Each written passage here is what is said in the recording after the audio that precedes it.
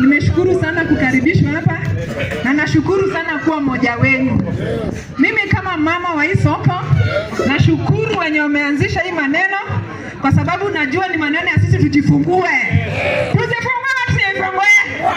Sasa maneno hapa ni mingi. Hii soko tumekuwa tukichomekewa na stima, na tunaomba serikali iliyokuwa saa hizi watuangalie kwa mambo ya stima, kwa sababu lately imekuwa na issue ya kuwakawaka. Unasikia hii kibanda imeanza kuchomeka, kesho ni ingine. Sasa naomba katika hiyo maneno mtuangalie.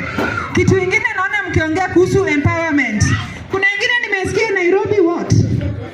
Nairobi County empowerment. Sisi tumechomekewa more than 6 times within 5 years. Lakini hatujaiona kitu yoyote. Hata kama ni unga ngo. Haya, tumekuja kwa huyo women rep.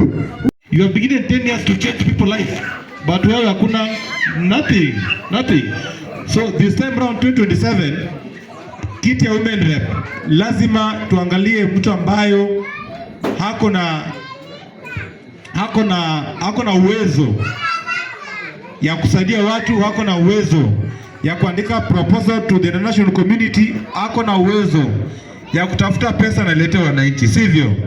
So ule ambao mimi nikiangalia ule ambao amesimama, ule ambao ni at least nimeassess, nimeona ako serious, one of them is your friend here. Mnamjua? Mmoja anaitwa Faith Ngutu. Faith Ngutu mtakutana naye. She's also planning to come and greet you here. Anaitwa Faith Ngutu. Huyo ni mama ambaye pia nimemwassess. Yeah, true. Huyo ni mama ambaye nimemwangalia, nimeongea na yeye. Na yenyewe from the point of view ukisikia naongea, ni mtu ambaye ako na uwezo ya kuwafanyia kazi. Tunakuwa na election ndio tusikuwe tunalia. Hiyo ni tuta, mama si tuta. Wamama wanauza TikTok. Order members.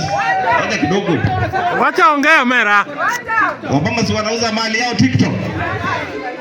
Wifi iko sokoni na ni very affordable. Saturdays wanakanga wifi inakuwa free. Ni vile muona simu kubwa nyinyi muangalianga hii maneno. Nikikuja chini kidogo kwa mbunge wetu hapo sitaongea. Wewe ongea. Wewe. Mbunge wetu sitaongea sababu kuna kijana alinitembelea, na huyo kijana kama anaweza kubali kusimama hapo sasa nitaongelelea mbunge ya baada hajanipigia simu. Lakini huyo kijana akikuja mtaa, huyo ndio mimi nitapea kula vizuri kabisa. Kijana wa Raila Amolo Odinga. Sababu yeye alikuja kwa mwananchi wa Toi Market, anakuja kwa kibanda ya mwananchi wa chini na ananulia mtoto wake mtumba na paa. Huyo ndio MP tunataka kama huyo. Penye yako anisikie.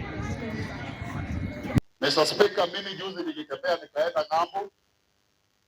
Niliingia na ndege asubuhi leo. Lakini nimetembea nchi nzima nikaangalia venye serikali inafanya maendeleo. Ukipita barabara unaona barabara inatengenezwa kwa njia inayofaa. Ukienda huko nyumbani unapata mashule zinapewa basi. Serikali zinafanya kazi.